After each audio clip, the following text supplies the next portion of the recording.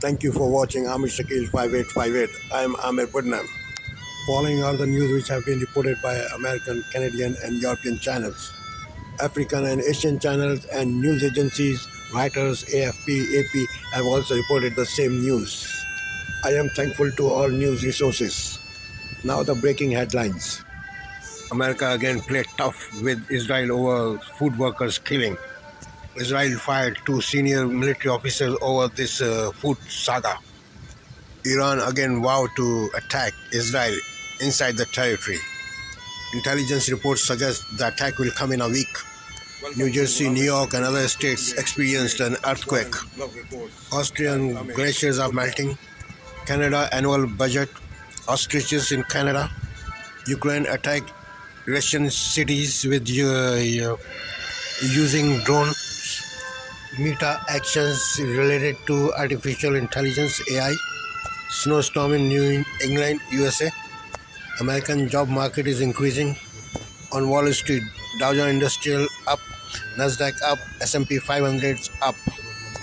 Now the news in details.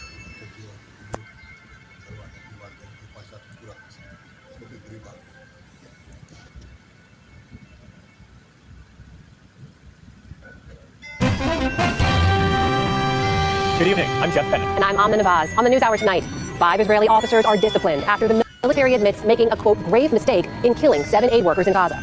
Maryland Governor Wes Moore on the massive effort required to rebuild the Key Bridge and reopen the city's port. And what you need to know ahead of Monday's solar eclipse from science correspondent Miles O'Brien and astrophysicist Neil deGrasse Tyson. The eclipse itself goes over major metropolitan areas. People can sit in their backyards and experience a total solar eclipse without even having to travel.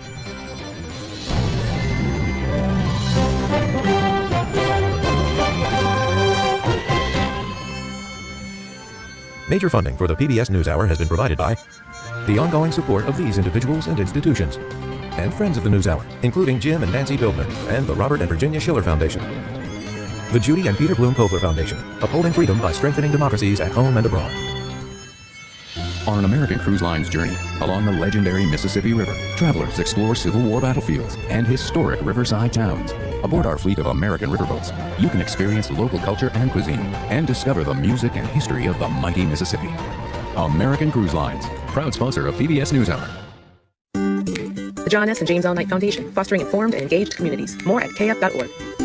Certified Financial Planner professionals are proud to support PBS NewsHour. CFP professionals are committed to acting in their clients' best interest. More information at letsmakeaplan.org. And with the ongoing support of these individuals and institutions. And friends of the NewsHour.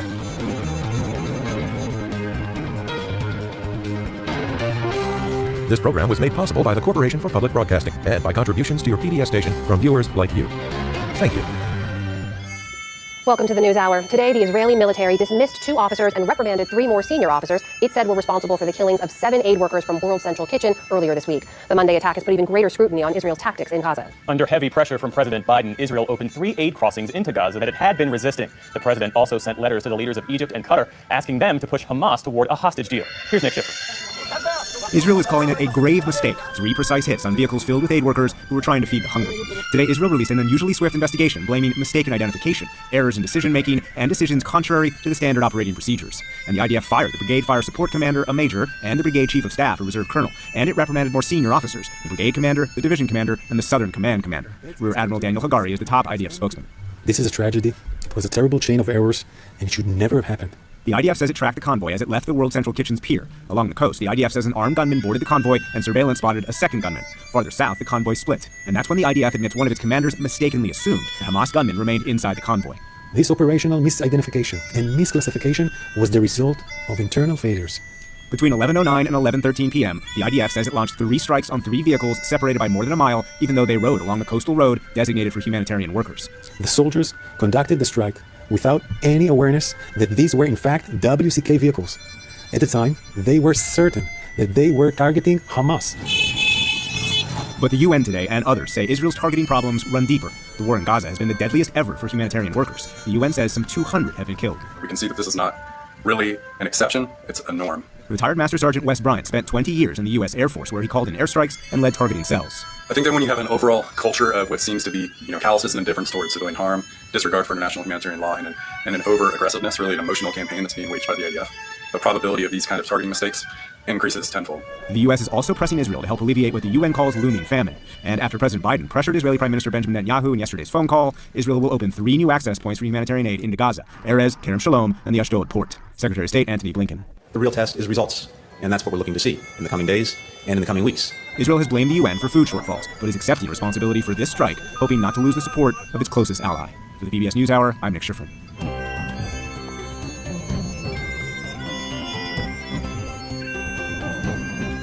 In the day's other headlines, a relatively rare East Coast earthquake rattled much of the northeastern U.S. It frayed nerves but caused no casualties or major damage.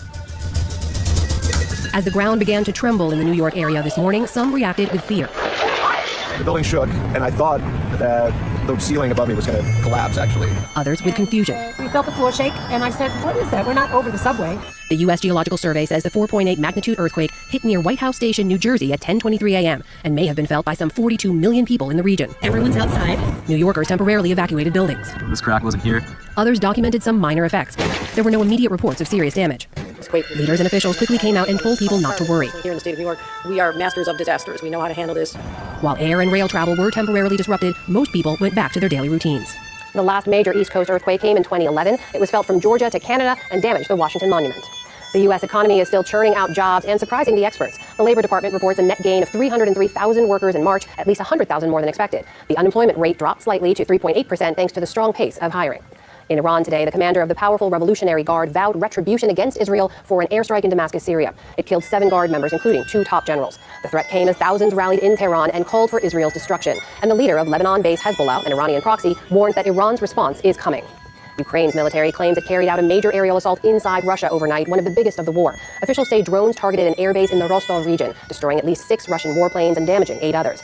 Hours later, a barrage of Russian missiles forced Ukrainians in Zaporizhia to scramble for cover. The strike killed at least 3 people.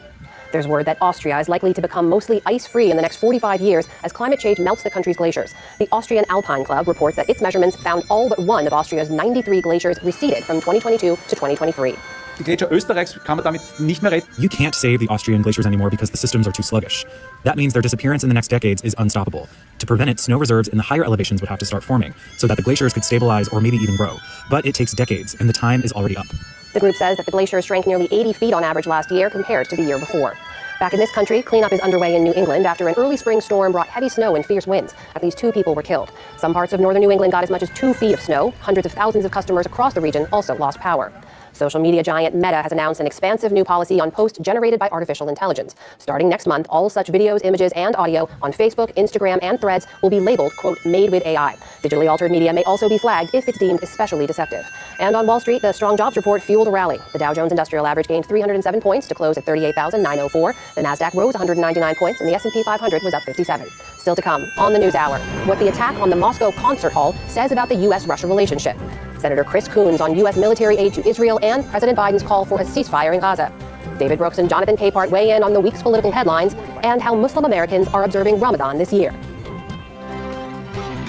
This is the PBS NewsHour from WETA Studios in Washington and in the West from the Walter Cronkite School of Journalism at Arizona State University.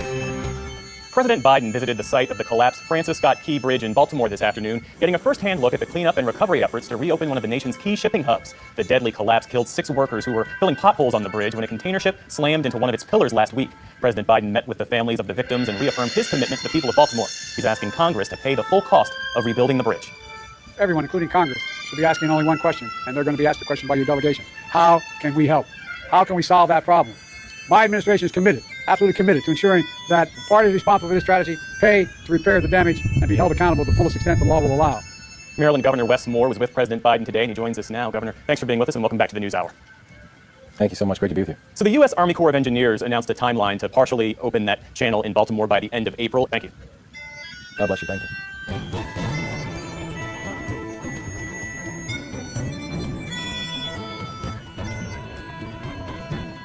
The March 22nd terrorist attack on Crocus City Hall killed 145 people and injured hundreds, the deadliest attack in Russia in 20 years. Russia blamed the U.S. and Ukraine, despite specific U.S. intelligence shared with Russia of an impending attack by ISIS Khorasan, and that group having claimed responsibility after the attack. Nick Schifrin is back now with a look at what a U.S. warning and Russia's subsequent unfounded accusations say about the U.S.-Russia relationship and Russia's intelligence services.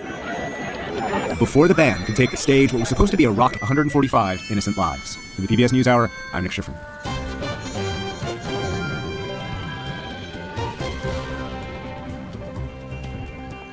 Let's shift our focus now back to the Israel-Hamas war and the explicit warnings from President Biden and U.S. officials to the Israeli government that they are nearly out of patience with how it's conducting the war in Gaza. The administration said it's weighing changing its policy toward Israel if the Israeli military doesn't do more to improve the humanitarian situation. And Democratic Senator Chris Coons of Delaware, one of President Biden's closest allies in the Senate, for the first time is signaling his openness to that idea, and he joins us now. Thank you for being with us. Thank you, Jeff. Great to be on with you. So you said yesterday, we're at that point of potentially placing some conditions on aid to Israel. What types of conditions or restrictions do you support? And for your time this evening, sir, we appreciate it. Thank you, Jeff.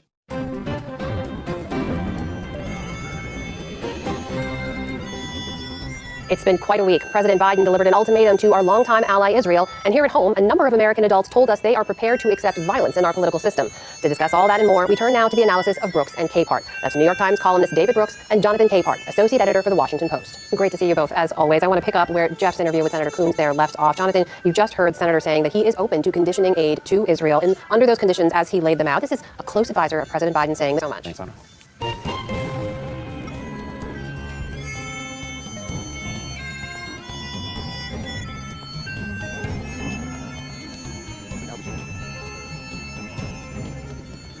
We are less than 3 days away from the total solar eclipse that will be seen in the U.S., Mexico, and Canada, and there is major excitement around it. Total solar eclipses are rarely seen in the U.S. The next one won't be seen for some 20 years, and they rarely last as long as this one will. Complete darkness, or totality as it's known, may last 4 minutes. Monday's eclipse will cut across 13 states with more than 30 million people living in the path of totality. Millions more are traveling to get a good look. And stores are selling, or in some cases, giving away the glasses you'll need. Our science correspondent, Miles O'Brien, has a viewer's guide on what you need to know.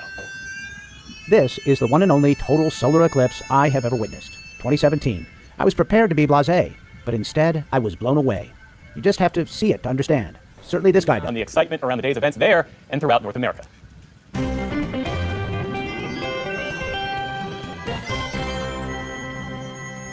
Muslims around the world right now are marking the month of Ramadan. Observing Muslims abstain from food and water from sunup to sundown every day and gather to break their fast during the iftar meal. But this year, the Israel-Hamas war in Gaza, with mass civilian deaths and massive suffering among Gazans, has added a new layer to this holy month. We spoke with Muslims at a local mosque in suburban Maryland. My name is Hakima Cummings. Nasif Sikder. My name is Arwa Rahman. Muhammad Zia. My name is Kevsar Razak. Yeah, Ramadan, every year this is something that we look forward to. We count down the days, and it's the whole tone, the whole vibe changes. Nothing that could ever take away Ramadan from us. We increase and we do it more on purpose because this is our month to celebrate regardless.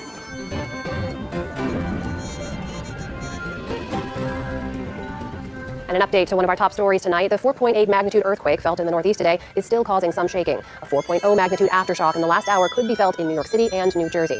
There are no updates yet on damage. And later this evening on PBS, American Masters continues its series on political thought leaders with a look at the personal and political journey of conservative writer, strategist, candidate, and provocateur William F. Buckley Jr. The incomparable Mr. Buckley premieres tonight at 9 p.m. Eastern, so check your local listings. And remember, there's always a lot more online, including this look at an historic pay raise for educators in Missouri. And of course, be sure to tune into Washington Week with The Atlantic tonight for a conversation with top journalists on the week's political news. That's right here on your PBS station. And on PBS News Weekend tomorrow, why more Americans are dipping into retirement savings early. And that is the NewsHour for tonight and for this week. I'm Jeff Bennett. And I'm Amna Nawaz. On behalf of the entire NewsHour team, thank you for joining us. Picks that captivate you. Are you looking for the latest news or to watch a show on demand? Follow us. Live international news is just a click away. Liberté, égalité, actualité.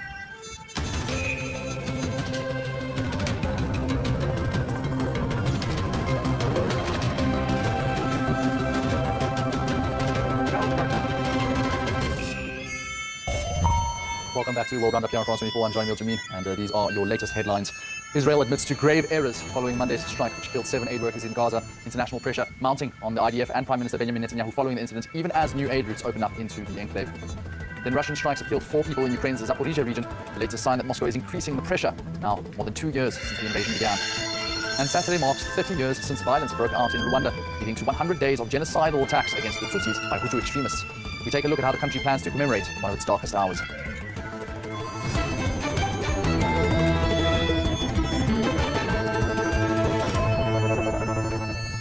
A warm welcome back to World Roundup. Israel has admitted to what it has called a series of grave mistakes following Monday night's drone strike, which killed 7 aid workers in Gaza. The Israeli army on Friday said it had been targeting a Hamas gunman in the strike, but an operational misjudgment was made. International pressure has since mounted, Poland calling for a criminal inquiry, Britain requesting a fully independent review, and World Central Kitchen, the US-based charity whose staff were killed, has demanded an independent commission. Nonetheless, US President Joe Biden says Israel is doing what it can and what he has asked for in terms of aid for Gaza. Did you threaten to stop military aid to Israel? I asked them to do what they're doing. Although statements from Joe Biden came after a tense phone call with Israel's Prime Minister Benjamin Netanyahu, Biden reportedly saying that the United States policy on Israel was dependent on the protection of civilians and aid workers in Gaza. This all comes on a day when Israel announced it would allow temporarily to open more aid routes into the famine-threatened northern Gaza. Nick Rushworth has a story.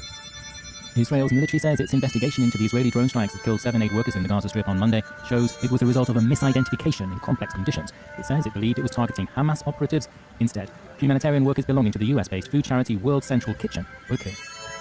The WCK vehicles were marked with the logo of the WCK organization on the roof. However, the cameras tracking the vehicles from above were unable to identify the logos, which were not visible at night. This tragic mistake could and should have been prevented. 2 Israeli brigade officers who ordered the drone strikes have been sacked. 3 other officers have been reprimanded. The WCK is calling for an independent inquiry. The UN is calling for investigations into the deaths of all aid workers killed in the Gaza Strip in the last 6 months. The question is not these only specific incidents.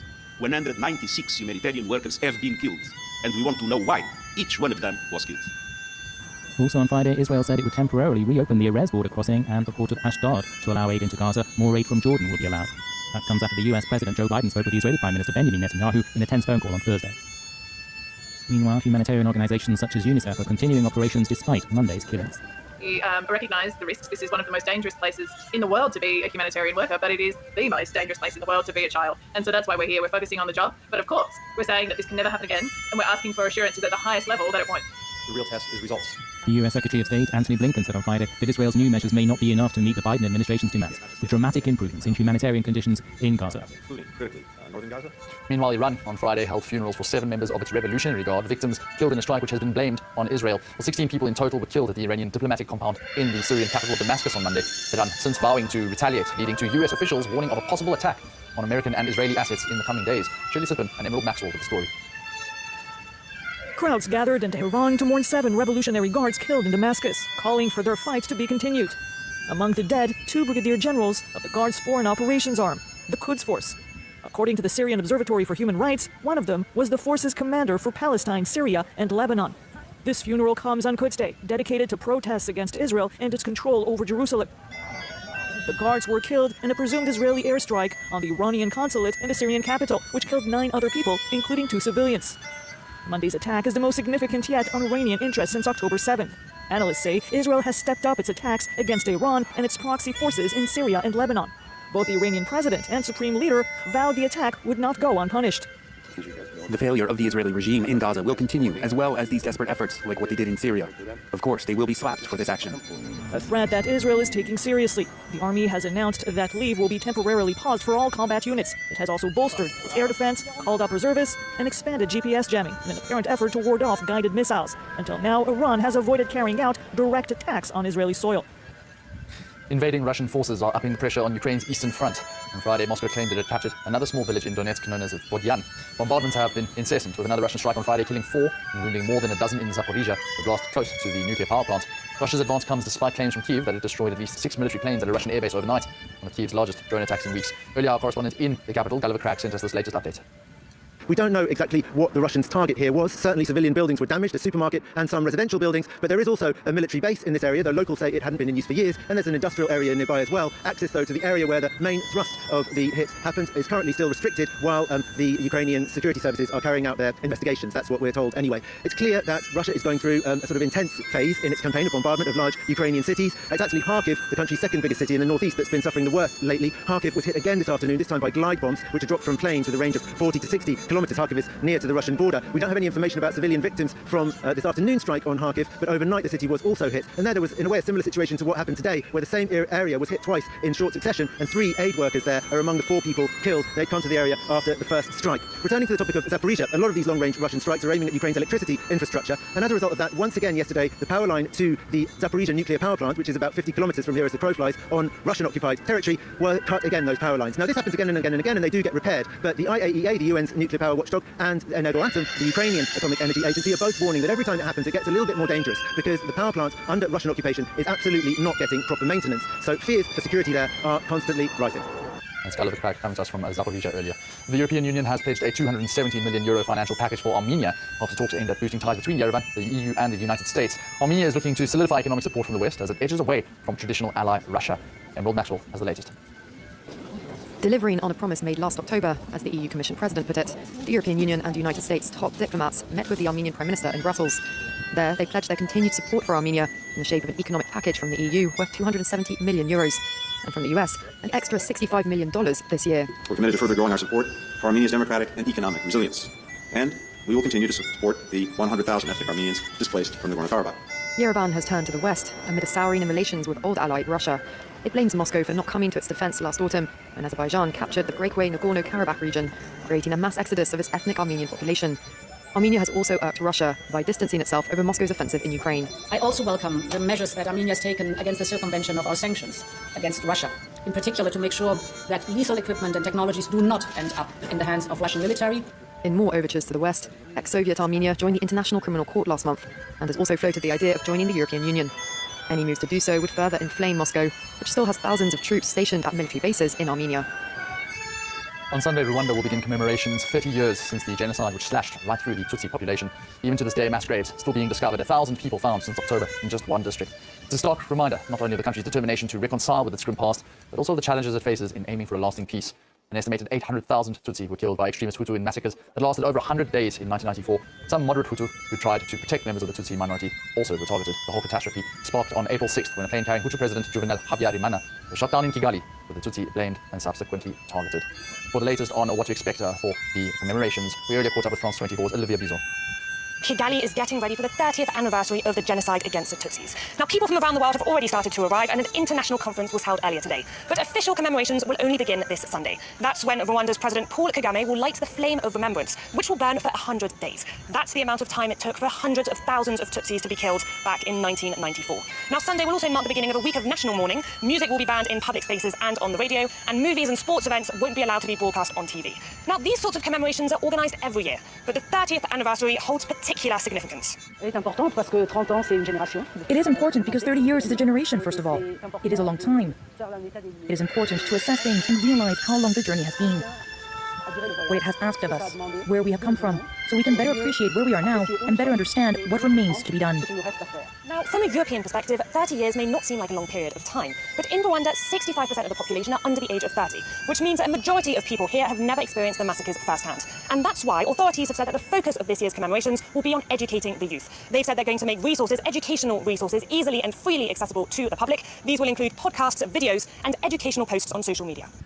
That was Olivia Bizot coming to us earlier. Those commemorations starting on a Sunday. And that's all the news here on World Roundup for this edition, but there's more coming up on France 24. We'll see you shortly. I'm John Zaracostas, and I report from Geneva for France 24 News. The world. Thanks for staying with us. Time now for Across Africa, our weekly look at stories from across the continent. I'm Georgia Calvin-Smith, and this week, Uganda's Constitutional Court threw out a challenge to the homophobic law that adopted last May that triggered international criticism, despite attracting widespread domestic support. Also, Congolese wordsmiths are using the French spoken word as a tool of advocacy and self-expression. The Tetris Collective, a trio with a deep love of Congolese and French literature, use slam poetry to explore their passion for wordplay. And although gender does not officially affect land rights in Senegal, in practice, many rural women farmers struggle to secure access in traditional communities, sidelining them from ownership. But first, 1 year after its anti-gay law came into effect on Wednesday, Uganda's Constitutional Court rejected a bid to overturn it. The legislation has been widely criticised by Western powers and human rights advocates, but is domestically popular. Many members of Uganda's LGBT+ community have fled the country since last May amidst a rise in homophobic attacks. Bernardo Roma tells us more.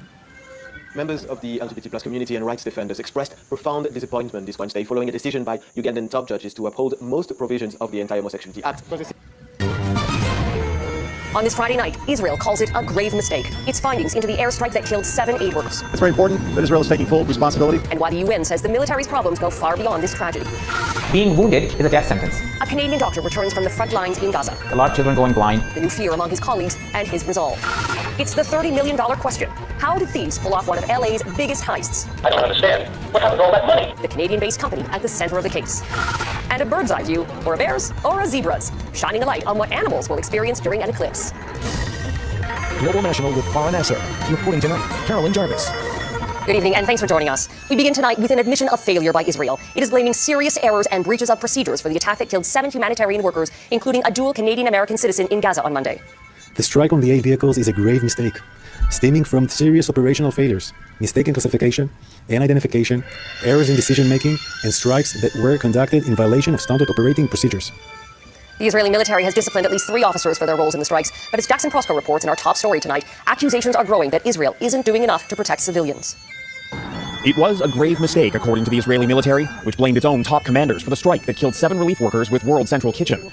The IDF investigation found Israeli troops mistakenly assumed armed members of Hamas were traveling in the WCK convoy. They misidentified WCK vehicles, despite the fact they were clearly marked. The IDF says the attack was contrary to standard operating procedures. They were targeted systematically, car by car. World Central Kitchen wants an independent investigation, saying in a statement, the IDF cannot credibly investigate its own failure in Gaza. The United Nations says the problems run deeper than just one incident. But the central problem is not who made the mistakes. It is the military strategy and procedures in place that allow for those mistakes to multiply time and time again. Israel says it has fired 2 senior officers and reprimanded a top commander, but the damage is done. That's very important that Israel is taking full responsibility for this incident. The U.S. has warned Israel it must change course or risk a change in the U.S. policy of unconditional support. As Israel pursues any military operations against Hamas, it has to prioritize the protection of civilians. It has to make that job number 1. A tense Thursday phone call between U.S. President Joe Biden and Israeli Prime Minister Benjamin Netanyahu yielded one major concession. Israel will reopen a major crossing into northern Gaza. I asked them to do what they're doing. The U.S. says it will be watching to see if words are followed by action. It wants a measurable improvement in the amount of aid flowing through to desperate civilians. This time, Israel may have no choice but to make that happen. Its once unshakable bond with the U.S. is now on unsteady ground. Jackson Prosco, Global News, Washington. And the United Nations top human rights body is calling on all countries to stop supplying weapons to Israel. The resolution is aimed at preventing more human rights violations against Palestinians, including impeding access to water and blocking shipments of vital aid. But it is non-binding. The Council also adopted a resolution calling for Israel to be held accountable for what it said are possible war crimes against humanity. The deaths of those aid workers have sent a chill through the humanitarian aid community. Many organizations are reevaluating their plans and their work in the region. Toronto doctor Yasser Khan had just returned from his 2nd trip to Gaza when he learned of the killings. He says it's a painful reminder that there is no security for anyone in the region. Heather Yorks West has more, and a warning. Some of the content in this story may be difficult for viewers. I mean, I saw things that I'm still horrified by. An experienced humanitarian, Dr. Yasser Khan has brought his skills in ophthalmology and eye plastic surgery to dangerous and desperate locations all over the world. But the situation in Gaza right now, he says, is unlike anything he's witnessed before. It's really horrific injuries that I've never seen in my entire life, and it was horrible to see a lot of damaged eyes, a lot of children going blind. The Toronto physician first traveled to Gaza in December and January, but when he returned to Han Yunis in March to work at one of the only hospitals still functioning in the region, he realized Gaza's fragile health system had all but collapsed. The system cannot cope. Infectious disease is rampant. The sterile conditions of the hospital are gone. In this setting, it's not just the dead. Being wounded is a death sentence because the chance of surviving if you're wounded is extremely minimal. Those not physically wounded are dealing with heavy emotional pain, the grief of so many losses weighing everyone down. Healthcare workers are exhausted, and any illusion of safety is now also gone. Dr. Han says the deaths of 7 humanitarian aid workers Monday hit hard. As a Canadian, that hit close to home because I did a lot of traveling. That could have been me, basically. That could have been all the doctors, foreign doctors that are there right now. He says among his colleagues and friends currently working in Gaza, there is now a lot more fear. But with that fear, for Han at least, there is also renewed resolve. He will return to Gaza. The people there, he says, cannot just be left to die. Heather Yorks West, Global News, Calgary. Gaza isn't the only place where aid workers are under attack. In eastern Ukraine, there was another strike overnight in the fighting between Russian and Ukrainian troops. Early today, the offices of MSF, or Doctors Without Borders, in the Donetsk region were bombed and destroyed. No one was killed, though 5 people were injured. It's not clear who is responsible for the attack. Canada's Foreign Interference Commission has wrapped up a week of hearings that heard new evidence about attempts by foreign powers to interfere in the 2019 and 2021 federal elections. That evidence focused mostly on China and its apparent efforts to tilt the 2021 election towards the Liberal Party. The Prime Minister, however, has been reluctant to answer questions about this new information. Our chief political correspondent, David Aiken, has been following the proceedings all week. David. Well, Carolyn, we've heard evidence all week about activity during the 2021 election that CSIS believes may have been coordinated by China to defeat conservatives and help the Liberals. Comments by individual PRC officials. A declassified summary of CSIS intelligence was entered into evidence late Thursday, in which CSIS reported that in 2021, some individual People's Republic of China officials in Canada made comments expressing a preference for a Liberal Party minority government. As soon as they heard my Chinese name. 2 days ago, a 2021 Conservative candidate, Kenny Chu, testified. Chu lost his re-election bid after a barrage of disinformation was aimed at him. Disinformation that security officials believe may have been coordinated by China. Just to clarify. And the inquiry has also taken note of some CSIS intelligence summaries that China may have been behind efforts to assist some Liberal candidates in the Toronto area. Prime Minister Justin Trudeau has resisted all week, commenting on evidence as it emerged at the inquiry, and he did so again on Friday. I look forward to taking all sorts of questions at the Commission next week. And while the inquiry has spent most of the week hearing about China, it has also heard evidence that other countries have also tried to interfere in Canadian political processes, notably Pakistan, Russia, Iran, and, second only to China, India. I think it's fair to say that, the behavior of India has been of concern in the last couple of elections. No evidence has been presented to suggest India or the others favored one party or another in Canadian elections, but CSIS believes all of those countries engaged in covert and clandestine activity to promote their own interests. We've known for many, many years that many different countries take an interest in engaging in Canadian institutions. The clear message from political party officials and politicians who have already testified at this inquiry is that to better protect themselves, they need more information in real time during election campaigns. And we'll see next week if the Prime Minister agrees. Carol. David Aiken in Ottawa, thanks. Canada's unemployment rate is seeing its largest jump in nearly 2 years. Statistics Canada says unemployment rose to 6.1% last month, up from 5.8% in February. It's also a full percentage point higher than a year ago. The economy unexpectedly lost 2,200 jobs in several areas in March, including accommodation, food services, and retail trade. The losses were driven by a spike in people searching for work, with high borrowing costs and strong population growth. Economists say it could be a sign the labor market is cooling, which may take some steam out of inflation and help lower interest rates. South of the border, tech giant Apple says it's laying off more than 600 workers in the company's first major job cuts after the pandemic. The move comes on the heels of Apple's decision to cancel its multi-billion-dollar electric car project. State records show the company gave 614 employees in Southern California notice of the cuts last week, with the changes set to take effect at the end of May. A whole lot of cash vanishes without a trace. Coming up, the multi-million-dollar mystery in Los Angeles. Assalamu alaikum. My name is Mansour Shuman, and together with your support, we can ensure that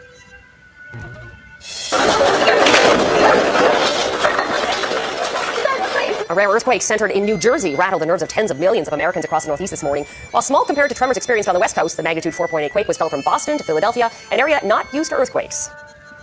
We have not felt the magnitude of an earthquake of this level since about 2011. You cannot plan for this. There's no early warnings. There's no weather service that can tell you an earthquake is imminent, and that's why everybody was caught off guard.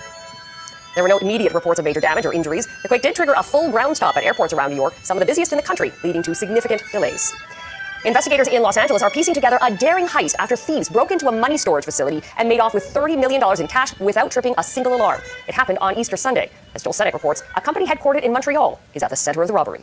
From the air, evidence that may be connected to a crime that sounds like a movie script. What's missing from this nondescript money storage facility in Los Angeles has law enforcement working to track down one of the largest cash heists in the city's history. There's no doubt that this had to be an inside job. The robbery playing out like a plot straight from Hollywood. It safeguards every dime that passes through each of the 3 casinos above it.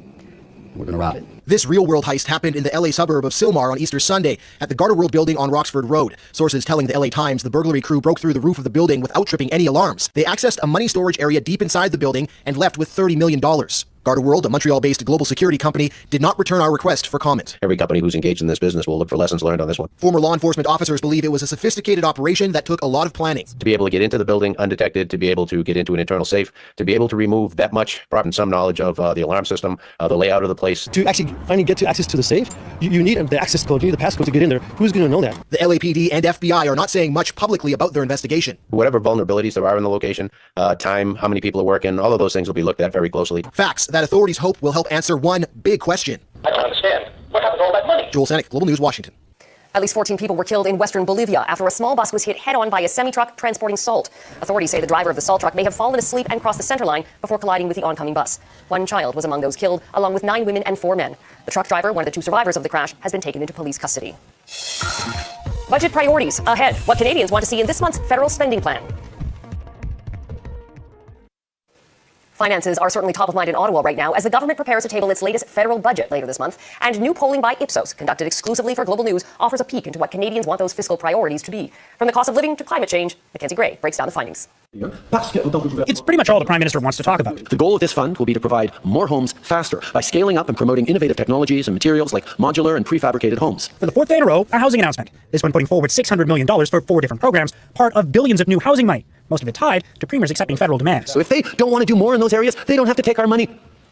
But if they want to deliver for their citizens, we're saying be ambitious. The Liberal aim to cut rent and house prices, which is most people's largest monthly expense, bringing down costs, something nearly half of Canadians want the federal government to focus on in the upcoming budget, according to new polling done by Ipsos for Global News. I think the Prime Minister is really in that sort of classic rock and a hard place spot. If you are struggling to find an affordable rental home, then it doesn't really matter to you whether that comes from the municipality, the province, the federal government. You just need your problem solved. The other problems Canadians want solved? Increased healthcare investments. They'd also like a tax cut, and for the carbon tax to be frozen, something the Prime Minister has consistently ruled out. Canadians are saying that things are just getting too expensive, they can't afford them, and they want the government to address that. Cost of living and the carbon tax, top priorities for Conservative voters, two issues Pierre Poilievre has been pushing since becoming leader, with a specific focus on housing. We have a crisis in this country, and a bunch of recycled, rebranded announcements aren't going to fix the problem that Justin Trudeau created. No matter how much Canadians want everyday expenses to come down, that probably won't happen quickly, regardless of any level of government's actions, Carolyn. But there could be immediate relief next week when the Bank of Canada has its next scheduled interest rate announcement. Mackenzie Gray in Ottawa, thank you. Recording data in darkness. Next, why researchers are heading to the zoo for next week's eclipse.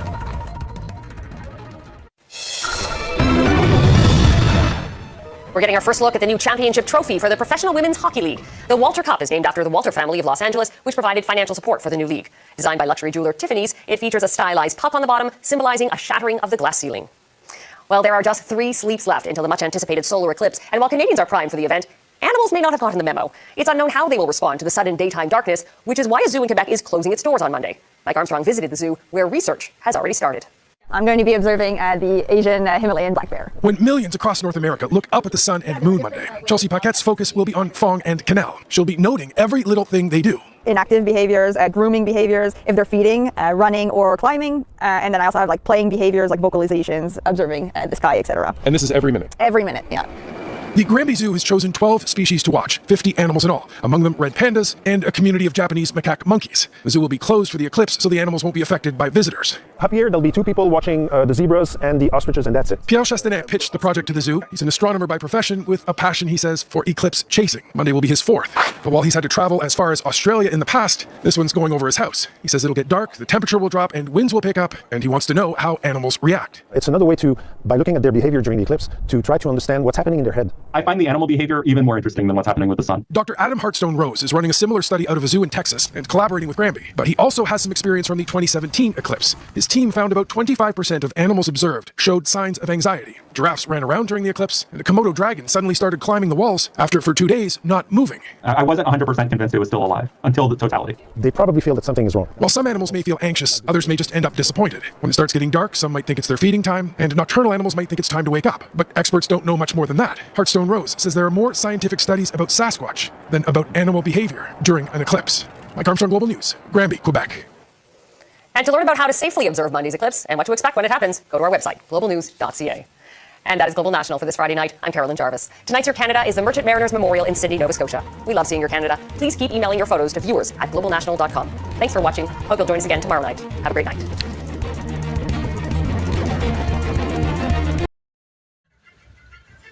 Thank you for watching and privilege of your time. This is Amir Shakil 5858. I am Amir Woodman. Have a good life.